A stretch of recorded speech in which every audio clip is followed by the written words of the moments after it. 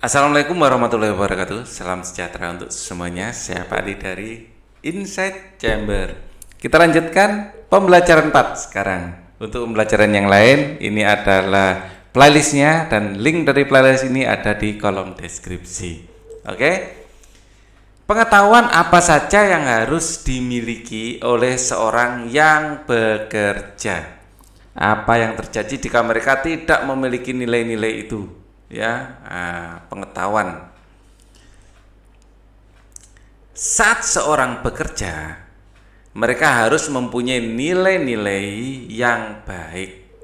Jujur dan kerja keras adalah nilai yang harus dimiliki. Apa yang dimaksud dengan jujur? Jujur ini berkata dengan benar, ya. Berkata dengan benar.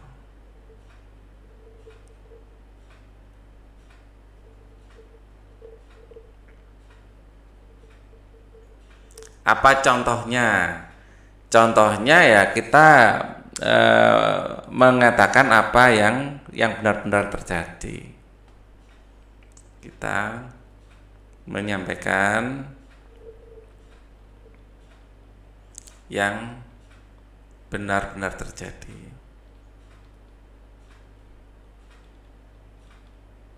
Kebalikan dari jujur adalah bohong.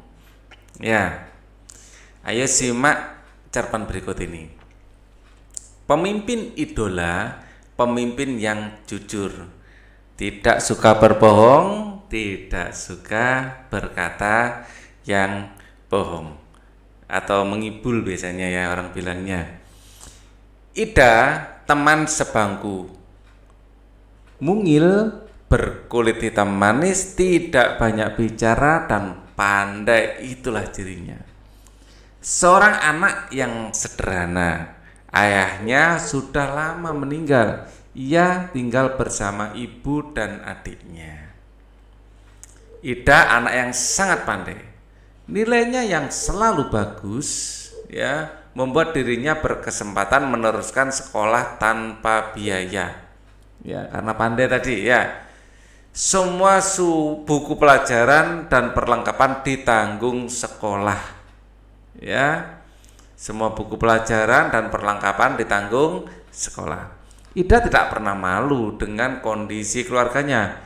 Bahkan ia semakin rajin belajar dan terus berprestasi. Ida juga selalu menjadi tempat bertanya jika teman-teman mengalami kesulitan. Ya, tempat bertanya saat mengalami kesulitan.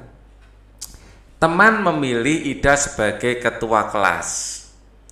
Pandai, tenang, dapat berkomunikasi dengan baik, serta mampu menjaga ketertiban kelas menjadi modal utamanya. Hari itu Ibu Tati mengingatkan tentang ulangan matematika. Ya. Sebagian siswa tidak siap, termasuk Gugut ya, si jagoan bola yang duduk di belakang kami. Waduh, saya belum belajar, Bu. Kemudian saya seharian bermain bola sampai sore. Ya, kemarin saya seharian bermain bola sampai sore. Pulang ke rumah langsung tidur, Bu, protesnya. Ulangan tetap berlangsung, Gugut resah. Ia menengok ke kiri. Menengok ke kiri, ke kanan. Ini mau nyontek ini. Ia menengok ke kiri dan ke kanan, tiba-tiba ditendangnya kursi Ida dari belakang. Duk, ayo bantu aku dong, geser ke kiri agar aku bisa melihat jawaban di kertas ulanganmu, pinta Gugut. Ida bergeming. Ia hanya menggelengkan kepala peran tanpa menengok ke belakang. Gugut mengganggunya lagi. Ayo dong Ida, sekali ini aja. Nanti aku beri kamu 10.000 rupiah. Kamu bisa jajan kue di kantin, rayunya. Oke. Gugut tahu benar ia tidak pernah jajan di kantin. Ibunya tidak memberinya bekal uang jajan. Ida selalu membawa sebungkus nasi dan lauk dari rumah. Namun di luar dugaan Gugut, Ida tidak terusik. Sekali lagi dia menggeleng pelan. Sampai waktu berakhir, Gugut terpaksa menyerahkan kertas ulangannya dengan lunglai. Aduh.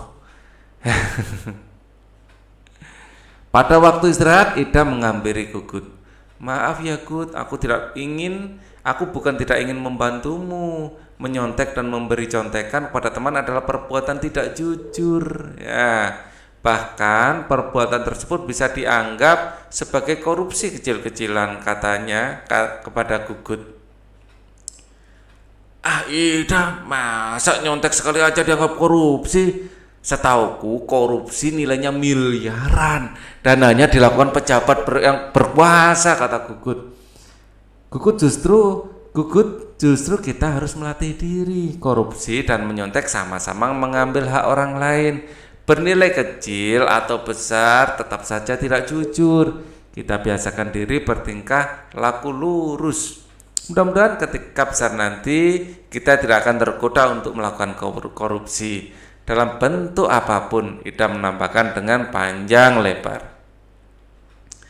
Aku dan teman-teman sekelas yang ikut mendengarkan percakapan Ida dan Gugut terdiam setuju.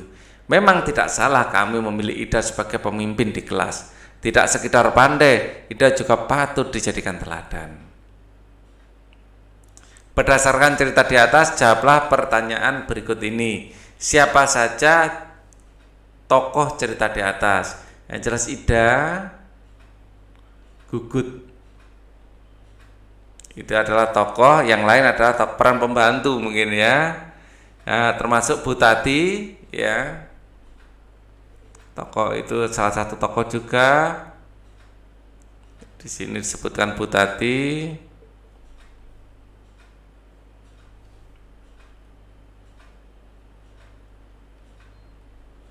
Ada yang lain apa enggak di sini?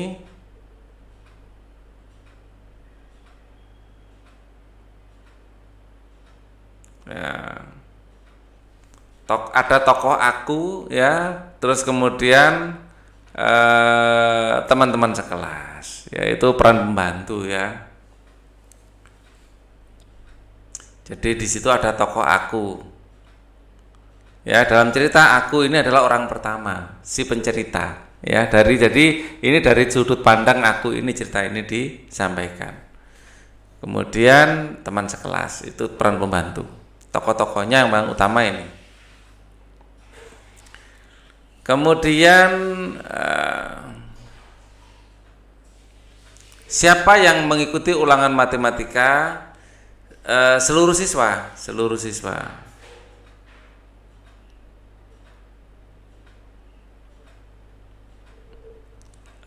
siswa kelas 4 ya.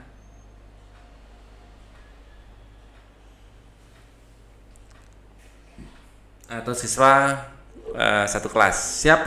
Apa yang dilakukan Gugut pada saat ulangan? Gugut mencoba mencontek jawaban Tati. Kok Tati? Ida apa Ita tadi?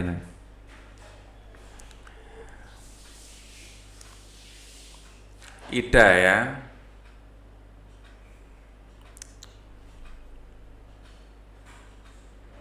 Gugut mencoba, apa yang dilakukan Gugut pada saat ulangan? Mencoba untuk mencontek jawaban Ida. Apa yang dilakukan Ida ketika Gugut meminta jawaban tidak mengizinkannya?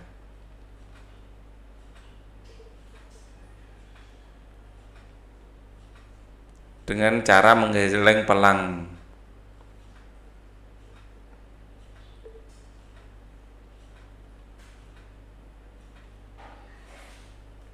Mengapa Ida tidak mau membantu Gugut? Karena Ida tahu bahwa membantu teman saat ujian itu perbuatan tidak jujur.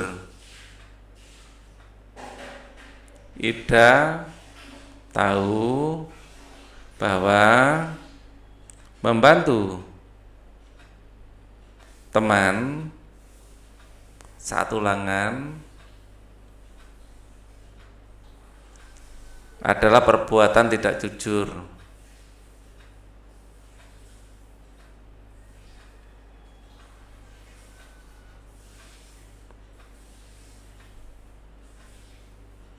Bahkan disebut sebagai korupsi kecil-kecilan. Hal baik apa yang bisa kamu ambil dari cerita di atas? Ya, Ida, kita harus tetap jujur, ya. Kita harus menjaga kejujuran kita. Selalu bersikap jujur. Ya. Korupsi dalam bentuk kecil maupun besar, ketidakjujuran walaupun bentuk kecil besar itu sama-sama sesuatu yang harus dihindari. Dalam skala kecil maupun besar,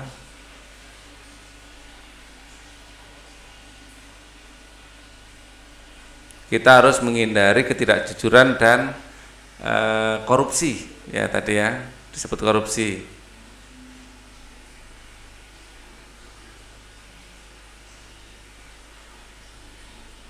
Ketidakjujuran atau dan korupsi, ya itu disebut korupsi kecil-kecilan tadi. Kita tidak boleh tergiur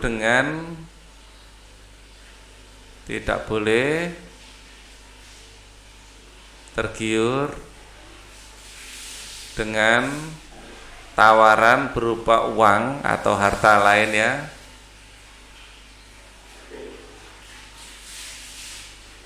Uang atau kekayaan agar melakukan perbuatan tidak jujur.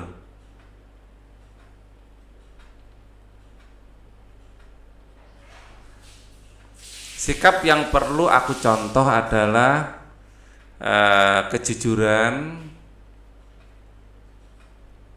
ya, keteguhan hati, ya. Jadi tidak mudah terbujuk oleh uang, ya. Terbujuk oleh tawaran berupa uang atau kekayaan.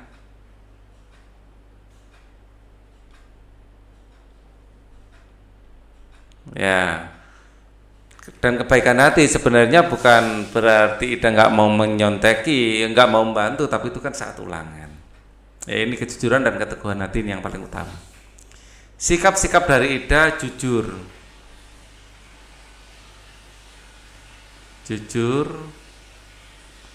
dan teguh hatinya. Sebenarnya banyak ya sikap-sikap dari Ida. Yang paling utama di situ adalah yang diceritai itu, yang disoroti adalah kejujurannya. Pendapatku tentang sikap Ida setuju. Kejujuran harus dilatih sejak dini. Harus dilatih sejak kecil, sejak dini. Ya, sikap dari Kukut tidak jujur. Ya, ini adalah tidak baik. Ya, kalau kita tidak melatih kejujuran sejak dini, kita bisa kalau besar nanti akan terbiasa berbuat tidak jujur. Ya, kalau kita tidak melatih kejujuran, saat dewasa nanti kita terbiasa tidak jujur.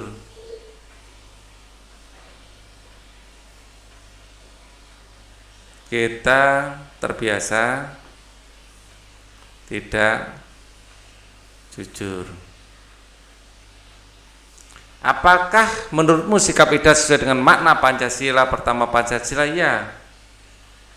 Ya, kejujuran adalah perintah agama.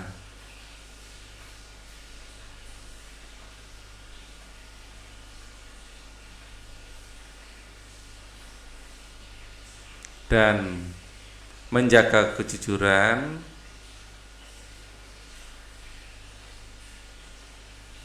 berarti menjalankan perintah agama. Ini sesuai dengan sila pertama Pancasila.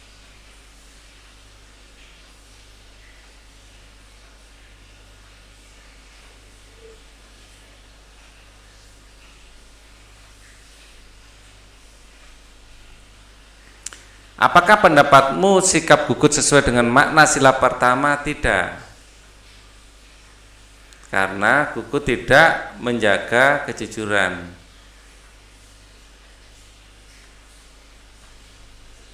Ya, karena gugut tidak menjaga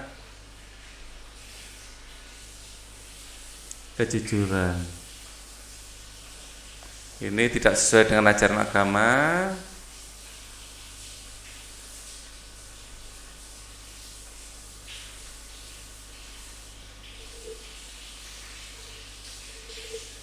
Dan bertentangan, sehingga bertentangan dengan Pancasila.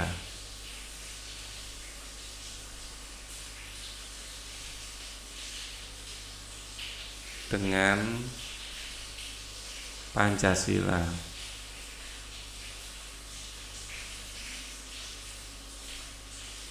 Andai Ida memberikan contekan, apa yang akan terjadi? Ya, gugut mendapat jawaban yang jelas.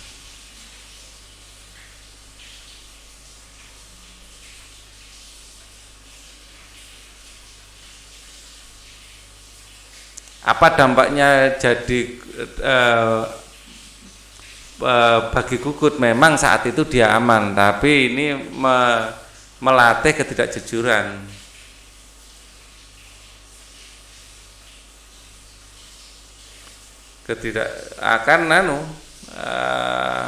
Melatih ketidakjujuran dan tidak membuatnya rajin belajar.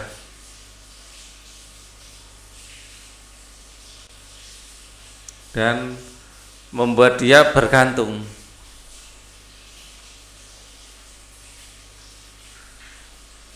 Nanti kalau ulangan lagi maunya nyontek lagi. Dampaknya bagi Ida, ya, dampaknya bagi Ida kalau ketahuan bisa kedua-duanya bisa dihukum.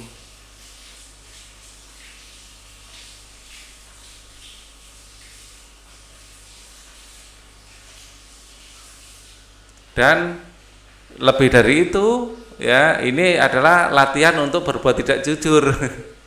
Ida telah menciderai keteguhan hatinya sendiri.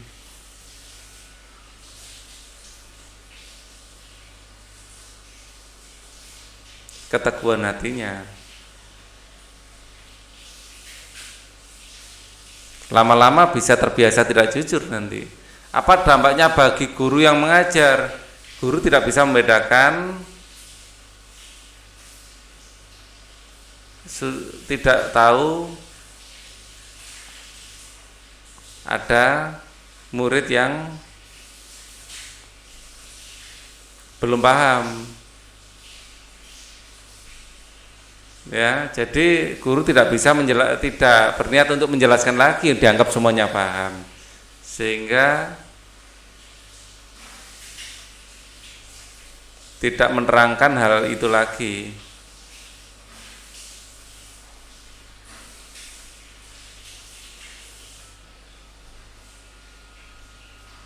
Dan materi itu akan menjadi materi yang kedepannya akan terus mengganggu. Artinya kalau materi matematika itu perlu misalnya perkalian, ya, sampai nanti ya nggak akan tahu bagaimana perkalian itu, ya.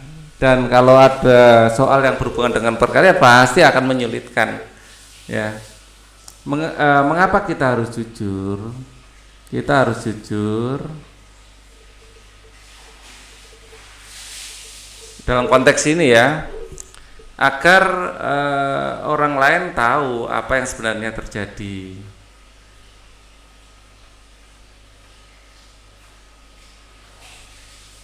Yang sebenarnya terjadi.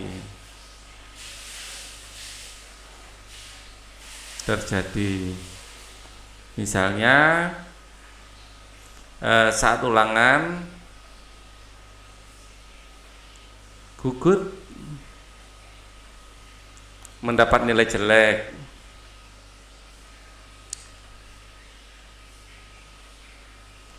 Bu guru jadi tahu dan bisa mengajarkan, ya, mengulas materi tersebut, ya, sehingga gugut dan teman-teman yang lain belum paham jadi paham.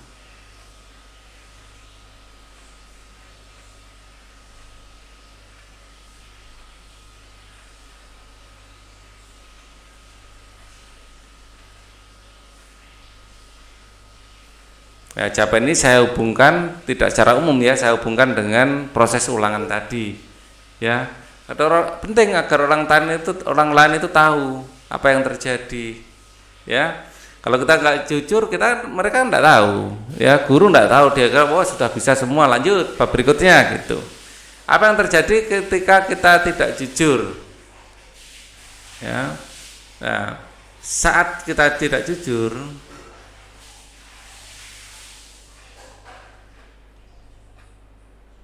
kita membohongi orang lain juga membohongi diri sendiri.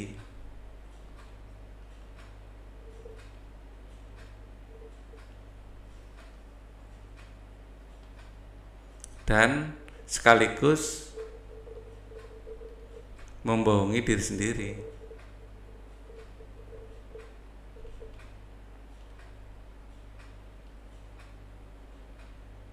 Ya. Akhirnya kita dalam konteks ulangan matematika tadi, ya, kita akan tergantung pada teman yang memberi contekan.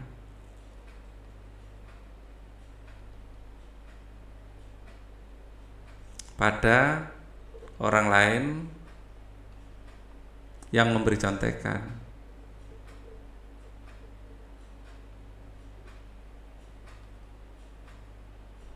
Sehingga menghambat perkembangan kita sendiri.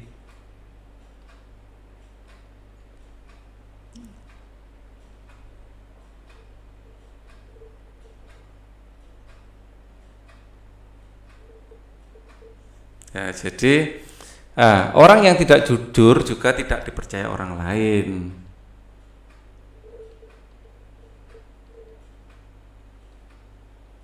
Juga tidak dipercaya orang lain.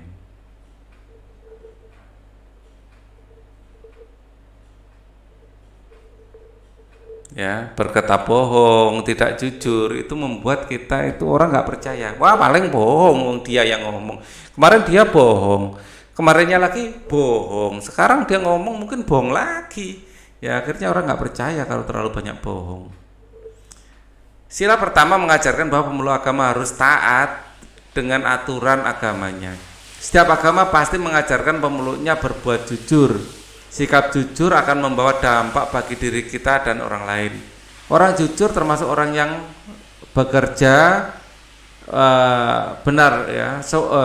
Kita semua harus jujur, termasuk orang-orang yang bekerja benar. Kata Ida, mungkin tindakan kita tidak jujur ketika sekolah adalah mencontek, dan tindakan tidak jujur ketika sudah bekerja bisa korupsi, mengambil hal yang bukan miliknya. Bagaimana dengan kamu?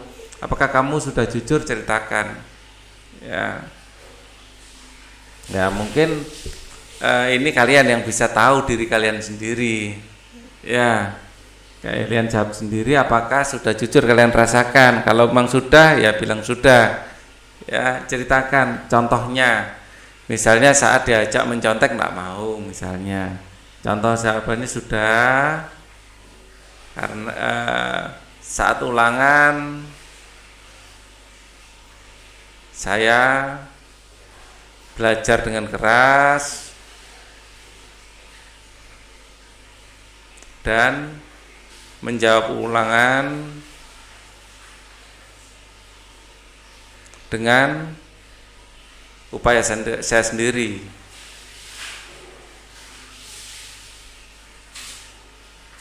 tidak mencontek teman atau buku.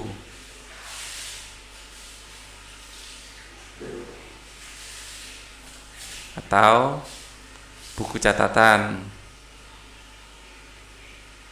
Nah, misalnya seperti itu, ya. Kita lanjutkan, ayo mencoba. Pak Budi bekerja sebagai tukang taman. Suatu hari, Pak Budi mendapat pekerjaan untuk menanam pohon palem mengelilingi taman. Taman berbentuk persegi dengan sisi 20 meter. Pak Budi menanam pohon palem dengan jarak 2 meter setiap pohon. Harga satu pohon adalah 50.000. Pak Budi menghitung semua biaya dengan jujur. Ya, dia tidak berpikir untuk melebih-lebihkan biaya. Coba kita bantu Pak Budi ya. Keliling, apa itu keliling? Kita akan melakukan percobaan berikut sebelum kamu menyelesaikan masalah di atas. Amati berikut. Di sini misalnya kita punya 6 cm kali 6 cm. Buatlah persegi dengan satuan panjang sisi ya. Jadi ini persegi kecil-kecil yang di sini 1 cm-an. Pasti nanti akan ada muat 6, 1, 2, 3, 4, 5, 6. Ya.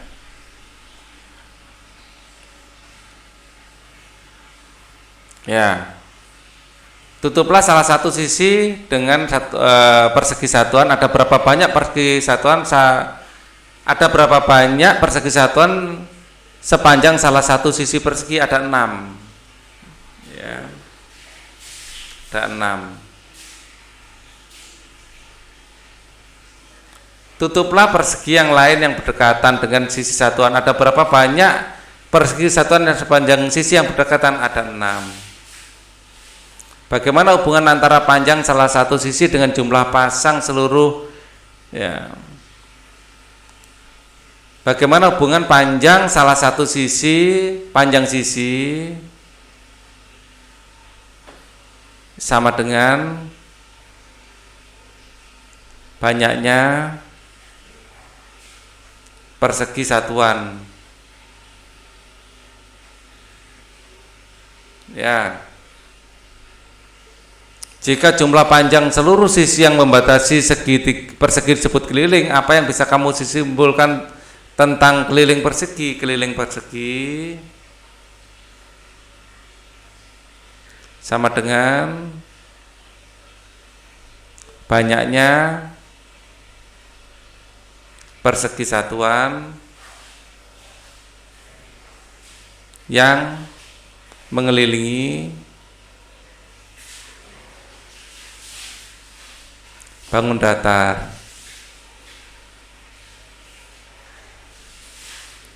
Panjang sisi persegi kita namakan S, keliling kita namakan K. Tulislah rumus K sama dengan 4 kali S. Ya, jadi rumusnya K sama dengan 4 kali S. K sama dengan 4 kali S, 4 kali keliling. Ya, 4 kali sisi. Di sini sisi. Jadi 6 kali, ke sini 6, ke sini 6, ke sini 6, ke sini 6. Ya, jumlah ukuran sisi yang membatasi sebuah bangun merupakan keliling bangun tersebut. Pada bangun di atas, keliling adalah panjang AB dari A ke B, ya. Kemudian panjang dari B ke C, panjang dari B ke C, panjang dari C ke D, panjang dari C ke D, terus dari D ke A. Yaitu 6 tambah 6 tambah 6 tambah 6 jadi 24 satuan atau 6 kali 4. 24 satuan. Sisi persegi dinamakan S, keliling dinamakan K. K sama dengan S tambah S tambah S atau 4S. Carilah cara berbeda menemukan keliling persegi. Caranya ya seperti itu ya. Jadi kita menghitung dengan cara menghitung banyaknya persegi satuan yang mengelilingi